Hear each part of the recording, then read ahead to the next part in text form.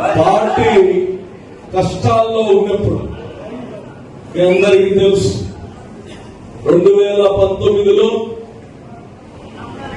ఘోరంగా పరాజయం అయ్యాం మనం అందరం.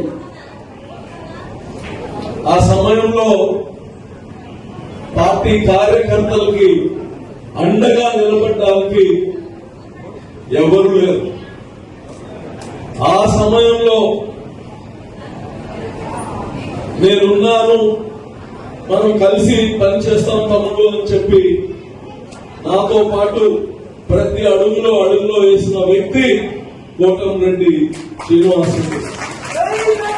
ఒక నెల్లూరు నగరంలోనే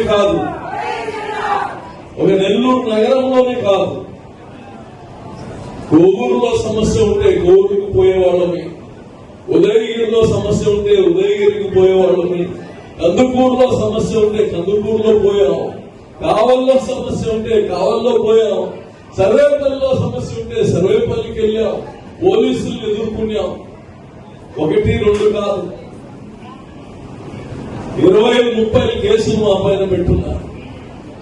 పోలీసులు మా పైన అట్రాసిటీ కేసు పెట్టారు. పోలీసులు ఇవన్నీ ఈ రోజు కోసం ఈ రాష్ట్ర ప్రజలు జగన్మోహన్ రెడ్డి కబంధ హస్తాల నుంచి బయటకు రావడం కోసం, ఈ రాష్ట్ర బిడ్డల భవిష్యత్తు కోసం, తెలుగుదేశం పార్టీ కార్యకర్తల కోసం శ్రమించామని కానీ మీ అందరికీ తెలియజేస్తాం.